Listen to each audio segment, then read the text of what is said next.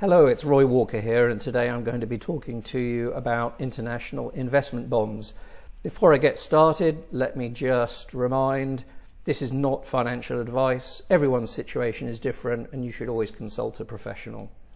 So international investment bonds, they've been around for several decades, and an investment bond basically is a type of investment platform that allows us to build tax efficiently a diversified, multi-currency, global portfolio of lots of different types of investment asset from around the world. So you may have heard of them already. They carry names such as an offshore bond or life wrapper, insurance wrapper, capital redemption bond, or personal portfolio bond. They're all pretty much the same thing. There are some technical differences between a few of them, but for the purposes of this presentation, and the tax treatment, this is a generic presentation. It will most likely apply to any investment bond you're likely to come across.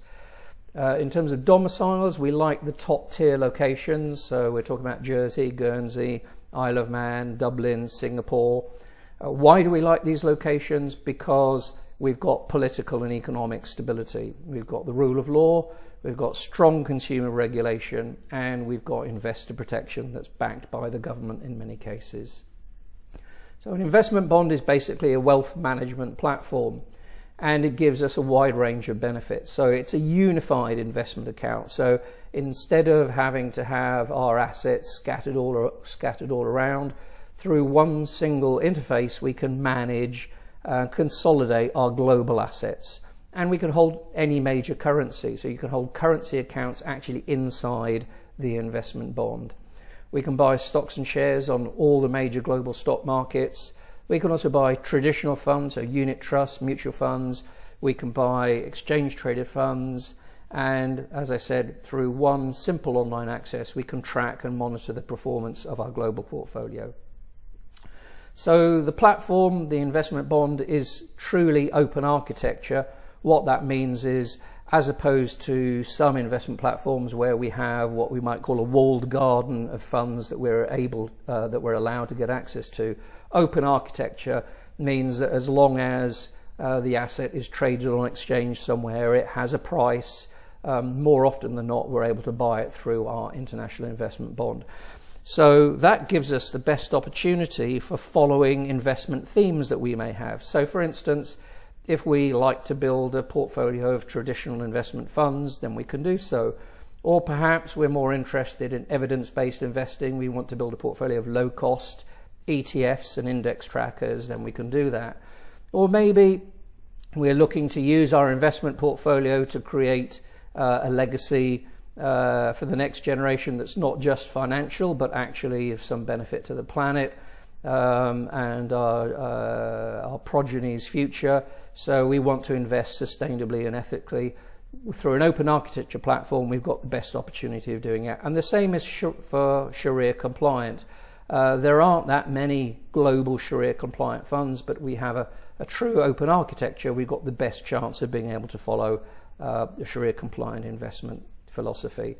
Some of the providers that you'll come across include Quilter, Friends Provident, RL360, Utmost, Hansard, amongst quite a large number of other providers that are in the international marketplace. Okay, so they've been around for decades. Why has there been a surge of interest in international investment bonds in recent years? Well, the answer is pretty straightforward. It's this one: tax efficiency.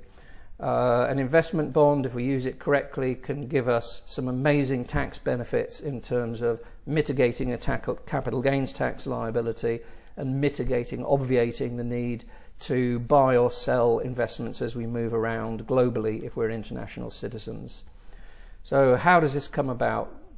Okay, so back in 2014, 51 countries, which is the OECD and several others, signed a multilateral competent authority agreement. And basically this agreement, at the governmental level, the governments decided that they were going to automatically exchange private individuals' financial information for the purposes of taxation. And they're going to do this through the Common Reporting Standard. The Common Reporting Standard is a global standard through which governments exchange your information. It came into place in 2017. So whenever you open up a bank account nowadays, you may have noticed that they ask for your passport, proof of residence, all of that kind of stuff, your tax ID. Why do they need that? It's not because the bank needs it, it's because they are required to collect it to pass it onwards to the tax authority. And in addition to that, they are passing back all of your financial information. So account opening balance, account closing balance, money in, money out, the whole thing. So of the 51 countries, another 50 odd have joined them. So right now there are 109 countries that have signed up to the Common Reporting Standard. So unless you're living in somewhere rural and remote, more likely than not, as an international citizen or an expat, you're going to be living in a country where the Common Reporting Standard applies. Okay, so what does that mean in practical terms? So let's draw a parallel between a comparison between the old world and the new world. Old world, I'm really talking about anything up to about 2016. So in the old days, expats would travel around the world. They'd have a job in Hong Kong or Dubai or Singapore or wherever. And while they're there, they'd potter off down to their bank and they'd buy some investments and let them grow in the future. And then they move on again, either move to another location or back home. And when they're filling in their tax return, they kind of forget about the investments that they may have bought and they may own overseas. Now, no harm, no foul. You might think, okay, that's all very well. There's no way the taxman's going to know about that. Okay, let's talk about the new world. Well, of course, the Common Reporting Standard comes in. So now there is no prospect for you to be forgetful, because the nice Mr. Taxman will be able to remind you, because he already knows all about your financial affairs wherever they may be on the planet. So when the time comes for you to fill in the tax return, you better get it right. Let's not be forgetful. Okay, so this new regime has really created an emphasis on how, as international investors, we can build a portfolio and legally mitigate liability for capital gains tax. So let's just remind us about what capital gains tax actually is. So first of all, we buy an investment. The investment grows over time. We get some growth. Later on, we sell it again. Okay, so we have realized a capital gain. And if we are resident in a jurisdiction where capital gains tax applies, we have a tax liability on that realized gain. So the taxman takes his cut. In essence, that's capital gains tax. And capital gains tax depends on the tax rules of the jurisdiction you may be a tax resident in, and every country has a way of calculating it and a different net rate after any allowances. Okay, the effect of capital gains tax can be pretty significant if we don't take steps to mitigate it.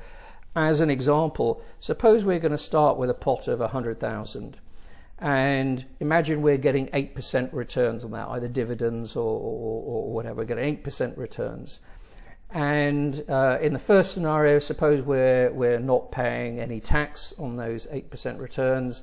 After 20 years, that 100,000 would grow to 466,000. Okay, now imagine instead we're in a regime where we have capital gains tax on those gains of 8% a year at 20%. In the same period, 20 years' time, we are down substantially because all that money has gone to the taxman. Okay, so it's not just, so the net effect is compounded, because if we're in a no tax situation, next year's 8% growth is on 108. So we're getting compounded growth here, whereas we don't have the opportunity for our growth to compound so much here.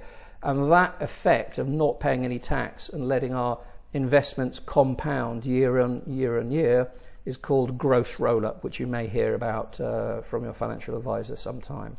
Okay, so how does an investment bond work? The nuts and bolts. It's actually pretty straightforward. In essence, we're talking about a box.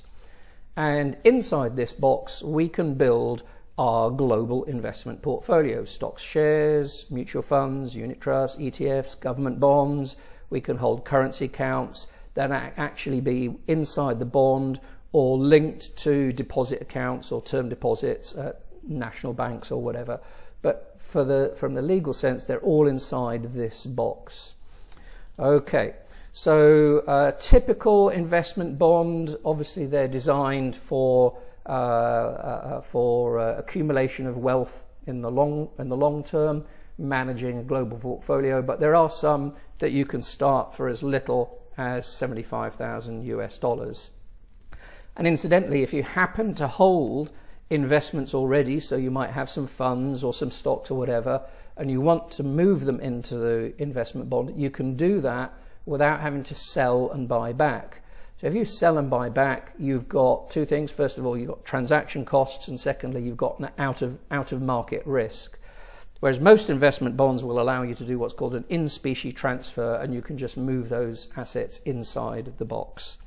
Okay, and as those cash or investments go into the box, of course, we go through an anti-money laundering process. So the bond provider will need to understand, first of all, they need to identify you, so passport, proof of address, etc. And they'll also need to know where the source of funds is coming from, just to make sure you're not a gangster or a drug dealer or what have you. And that's pretty standard. But the beauty of this box means that once your assets inside it, you only need to have done the anti-money laundering process once. So now your funds are inside here, you can manage your portfolio, you can move your money around, buy and sell, and as you do that, you never need to go through the AML process again. So the headache of the AML paperwork is only done once. And of course, as I mentioned, throughout the whole time, you've got online access, you can manage, you can look after and track your portfolio over time. Okay, let's talk about the capital gains tax effect and how that actually works. Okay, so here's the interesting thing. As far as all the major international jurisdictions, with a few exceptions, but as far as the jurisdictions are concerned, what you legally own, your property with a capital P, is this box. The value of the box is tied to the value of the assets that are held inside for you as nominee, but you own the box. So what that means is when you're moving your money around and you're buying funds and selling funds, even if you're realizing a profit inside the box, because you're not taking that cash outside of the box, you are not realizing a capital gain, so there's no capital gains tax to pay. So you could drop your money in, manage your investment portfolio for the next 20 years, 30 years, a lifetime, manage your portfolio, and you legitimately never have one single penny of capital gains tax to pay. Okay, but what happens when you want to take money out? Now, depending on the jurisdiction of where you happen to be tax resident when you take money out, generally speaking, most jurisdictions will count your withdrawals as income. So you may have an income tax liability, but there are a number of locations around the world where there are some major tax benefits that can mitigate your liability down to zero in several cases. Okay, so what this box effectively does is it converts what would be otherwise an immediate capital gains tax liability to a potential income tax liability, but we can control when we choose to expose ourselves to that liability, because we can control when we take the money out.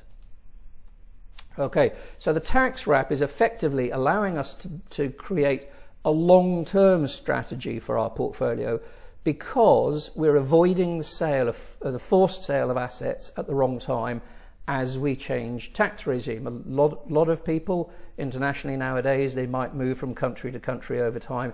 If you buy assets from your bank or assets from a brokerage account or an online trading account while you're in a tax-free location, and you hold them when you move to a tax regime where capital gains tax liabilities apply, you're creating a capital gains tax liability for yourself unnecessarily, and you might find yourself in a situation where you're actually forcing yourself to sell out of assets at exactly the wrong time just because you happen to be moving country. So with an investment bond, we control when and where we decide to realize a tax liability. Okay, let's talk about fees. Every investment product, every banking product has fees, of course. We just need to be aware of what they are and decide for ourselves whether they present good value. So for the investment bond itself, there's usually an upfront fixed fee, an establishment charge. There's also often a small ongoing, some kind of administration fee for the facility of using the investment bond. Your advisor, of course, may apply an upfront fixed fee for helping you open the account initially, and most advisors nowadays will be upfront about the percentage, their percentage-based fee for taking care of you over the future. If your advisor says he works for free, personally, I'd run a mile. Advisors don't work for free. If he says he does, or she says he does, that means that there'll be hidden commissions somewhere that you're not being told about. Investment funds themselves will often have an upfront fee, although through most investment bond platforms nowadays we can get these down to zero. So they're very cost effective, more cost effective than buying investments through your bank. And of course they'll have some ongoing fees. You may see them referred to as an annual management charge or as an ongoing charges figure. And the key is, of course, to just understand that you know what you're paying for the privilege of using those investment funds. And finally, every bond will have some kind of transaction fee. It may be just a fixed dealing fee, or if you're changing currencies, there might be a spread, which is effectively a cost for that particular transaction. Okay, here's a summary. So we are talking about an open architecture global portfolio that allows us to buy different types of assets from all around the world in multiple currencies. We can consolidate, and it simplifies our anti-money laundering process. We only have to do it once as money and assets go into the box. It's extremely tax efficient, so we can choose when we want to expose ourselves to a potential income tax liability, and in the meantime our money is growing completely free of capital gains tax. So that means we don't have to expose ourselves to the possibility of being forced to make sales of our assets at the time that we change location. So we can have what we call a considered investment strategy. We can plan for the long term and know that short-term changes in our life circumstances aren't going to affect a long-term strategy. And the final thing that I didn't mention is, because we've got everything all in one location, most of the investment bond providers will provide for free trust structures that can really simplify legacy planning, that is deciding how and in what circumstances we pass on our wealth to the next generation. So thank you very much for listening. I hope it's been interesting. If you'd like to contact me or you'd like to read some of my other articles, please visit me at roywalkerwealth.com. Thank you very much indeed.